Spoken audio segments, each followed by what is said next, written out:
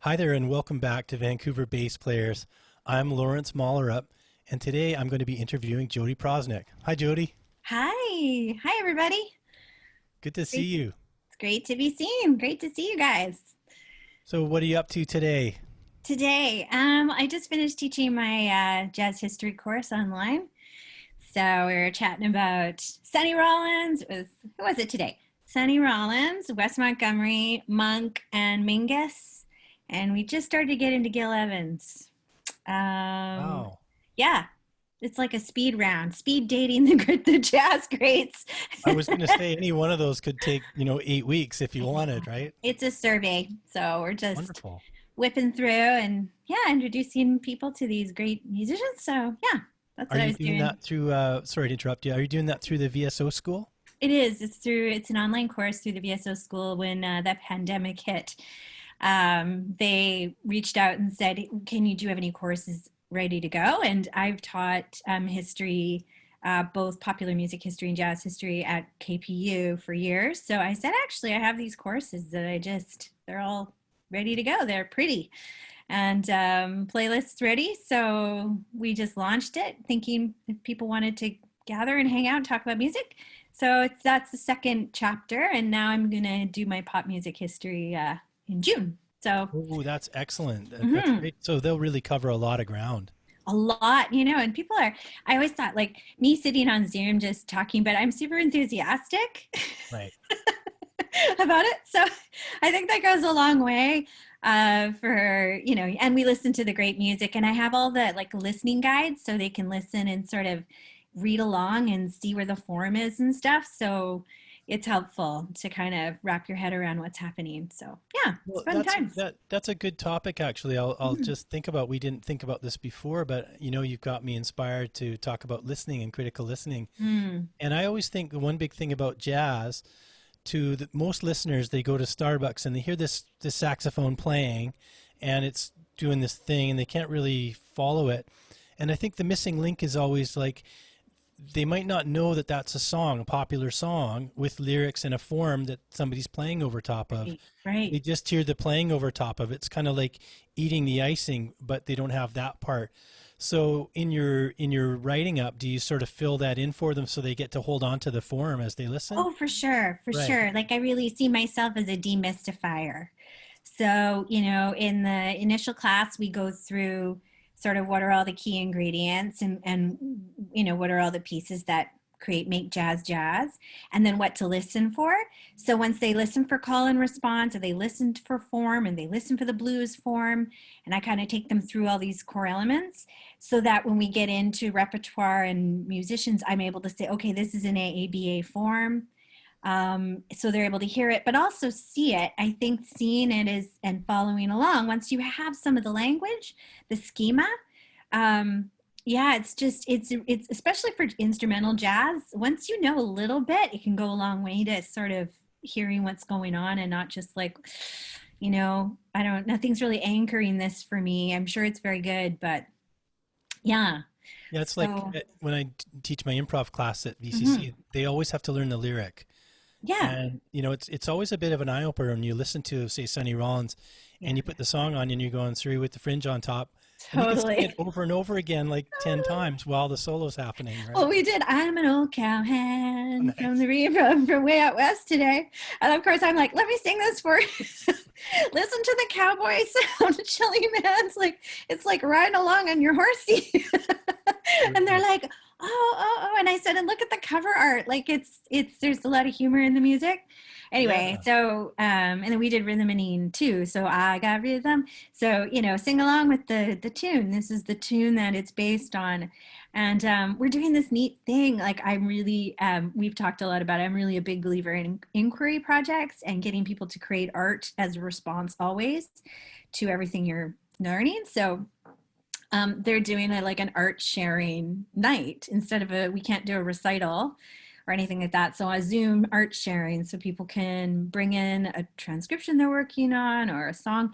So there's a couple of people who are writing contrafacts or looking at contrafacts, and I love such a great gateway to composition, you know, such a Yeah. really wonderful starting place. So Yeah, that's what yeah, Alan Matheson always did yeah, when he works at VCC, was always about, start with the contrafact. And you yeah, know I remember teaching like Indiana, with him, and yeah. like, let's listen to the vocal version. It's a song about a place. There's a bunch of meaning to this, and he would do that with every song. It would never be like, start with Donna Lee, start with the Oh source. yeah. Yeah, I love No, that. no, no, no, no, no, no, definitely not. Donnelly's great, but Yako didn't write it. All the bass players are going to be shocked. no, he did not write it. No, he stole. Most artists, we're all stealers. That's it. Stealers with a wink and a smile, though. There you We go. borrow like an artist. We're Yeah, all I like think as long as we tip our hat to the writer, then we're kind of okay. Yeah. exactly. And the thing is the real the humility of saying, oh no, actually, I totally took this from this record, or like I totally took this idea from this record. That's the thing about creativity, is this idea that we get flashes of genius that just, all of a sudden all this art comes pouring out of us, like, is such a lie. We're all standing on the shoulders of everything that came before us, and we are all unfolding the new as if we are part of the wave, folding things forward. So that's why history is fun. And I always try and draw out this, well, this is what this means for you. Like, this inspired this. And what this means for you is that you can get inspired by things too. It sort of demystifies the art, but also I think demystifies the creative process. And that environment is important, and community is important, and curiosity is important. And yeah. Well, and you touched on there about influences, and I Mm, always like to ask bass players. So when we talk about mentors and people that we studied with, or yeah, that maybe the records we transcribed from, and people that were influences, do you want to touch on that for a second? I would love to. Um, well, I mean, there's a big long history of influences. I would say all my early music teachers, just general music teachers, were influences. Obviously, my piano teacher, Patty McKenzie, when I was really little, and Nancy Kelly at the elementary school, Lisa Brandt, who was my dance teacher, influence big time. And then I got into high school, and of course my dad was the band teacher, and all the great professors at McGill. But in terms of the bass, yeah, I had amazing teachers at McGill. I studied with the great legendary Michel Donato, which he was way over my head when I had him in first year. It's like, wow, like I can't even play an F sharp major scale. What you're doing is like crazy. Hey, maybe you could teach me that later. Yeah, F sharp, oh no, I'm not gonna do that on, yeah. I think I've got it. I'm sure you do. So Michel You're Donato. fancy.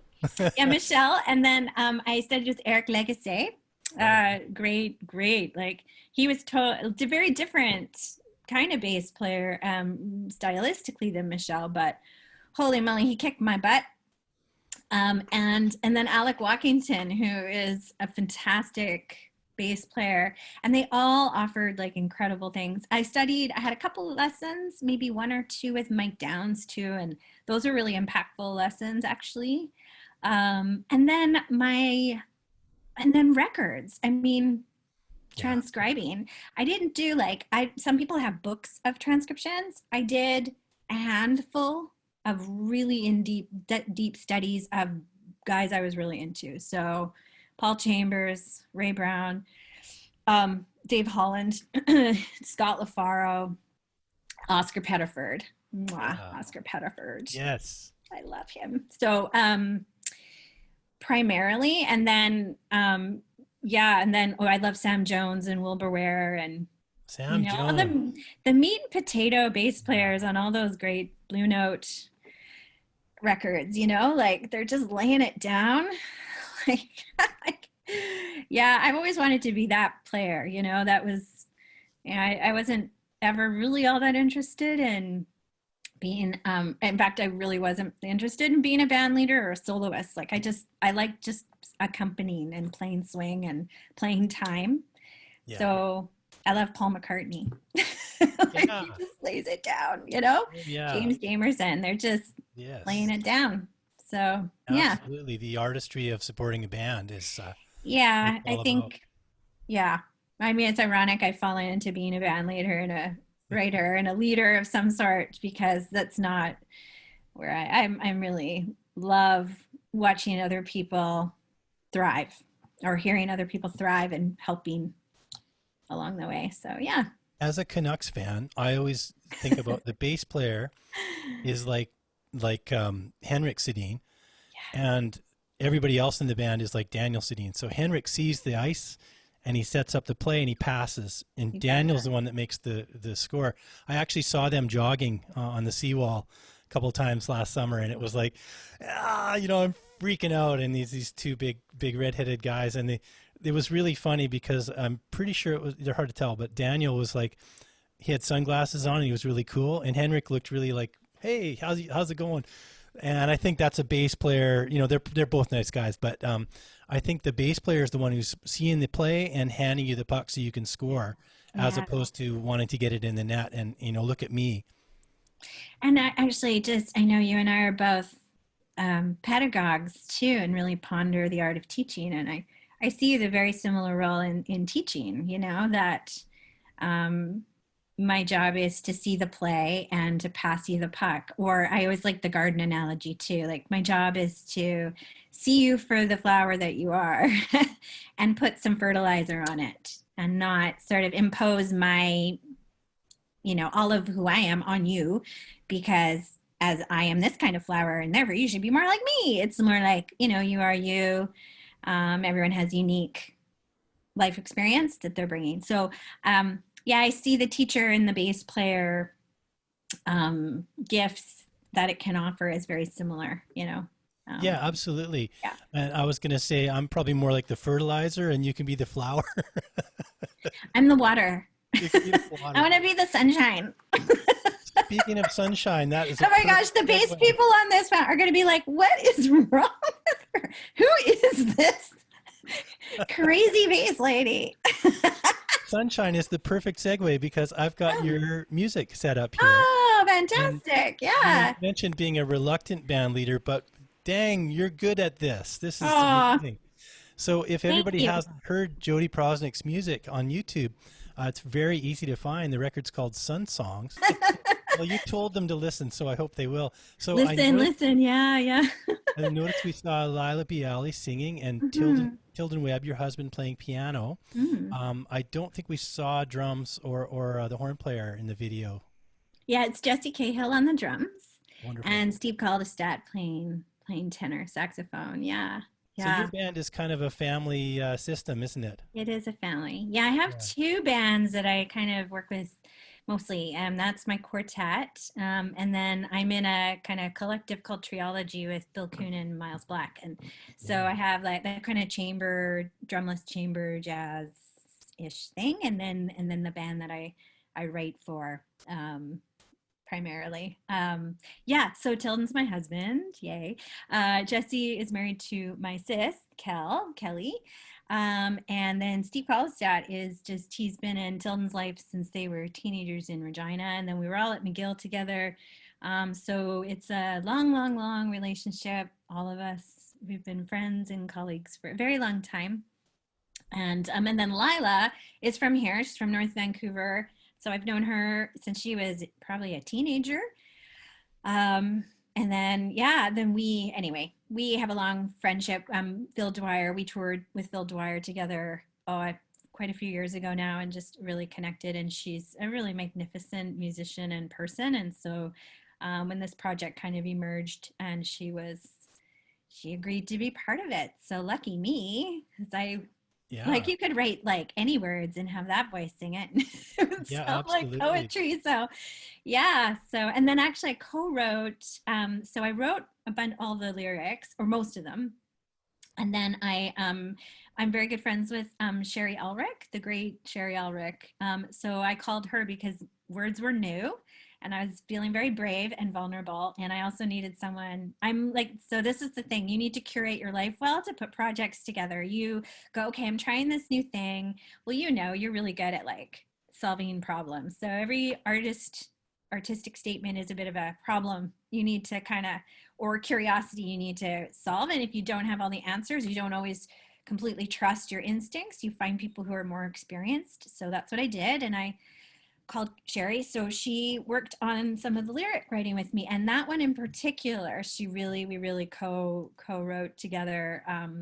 And she helped me just sort of go deeper into what I was trying to say. She's a really wonderful mentor and artist. Anyway, so Absolutely. It's a group effort. And then the videography, we used drone cameras, and my friend Catherine Penfold videotaped in the studio. And then I just wanted to have a bit of a visual representation of what the song was about, which was essentially, for me, it was listening to your inner voice, but also listening when you're out in the world. That kind of, especially in times like this when we're going through tough times, I found that going out into nature, standing by the river, being outside in the fresh air, and if I just kind of quiet myself and listen, I would often so it was almost like Mother Nature was wrapping herself around me and helping me through difficult times. So that's what the song is all about. So living in the world as if it were home.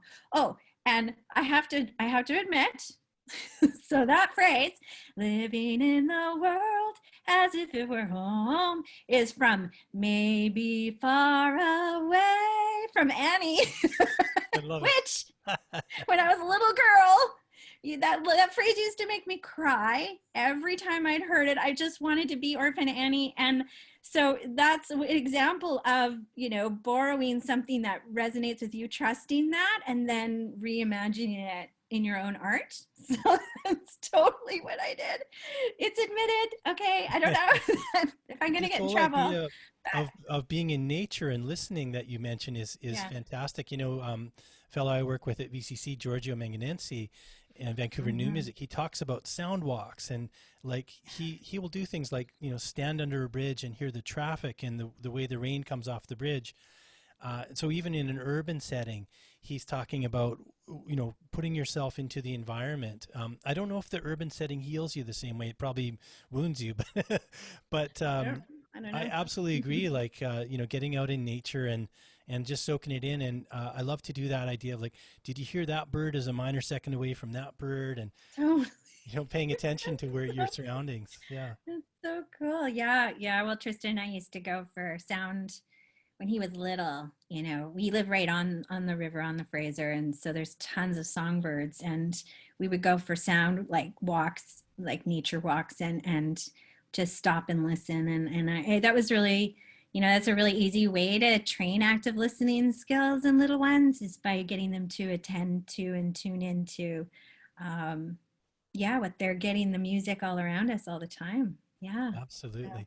Anyway, we're kind of off the base thing. We're into like making music and writing, but that's okay. I was going to bring us back, and I realized we're doing a good long interview, longer than I expected. Sorry. So, no, Sorry, I everybody. I love it. Maybe I'll edit some of myself down. But what I was going to say was, I know that you are, one of the most famous bass players in Canada, and one that we all look up to, and your name always comes up when we talk about bass players in Vancouver specifically. So that's why I really felt like it was important to do these interviews to show people who's around in Vancouver.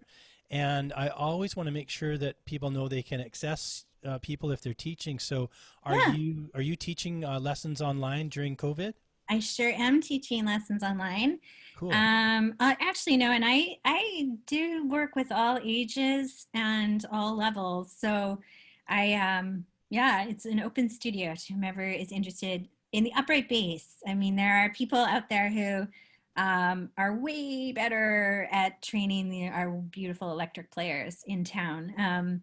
But yeah, I mean, the upright, in particular, jazz upright or contemporary upright bass, that's sort of my jam. So really cool. How would somebody get a hold of you if they wanted to take some lessons?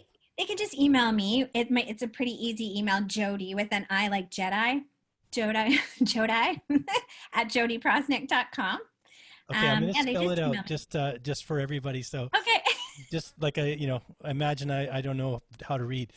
JODI. Yes. At. Yes. Jodi Yeah, yes. Yes. Proznick.com. Well done. Okay. Not I had to, easy. I had to imagine the letters because I know there's a C in there and I couldn't remember what it was. So Yeah, Nick, like Nick. Proznick. Yeah, There we yeah. go. Yeah. Proznick. Yeah, That's a name that has some cachet in Vancouver for sure. I guess. In so many ways. So I'm actually, I was thinking that you would give me a lesson, but I'm realizing that maybe given the setup and you've already taught me a lot of things, just talking with you is quite inspiring. So I think maybe we should wrap up the Oh, recording at this point, and then I can put this up for all the Vancouver bass players on Facebook, sure. and then we can all refer back to it for the stuff Sure. we talked about.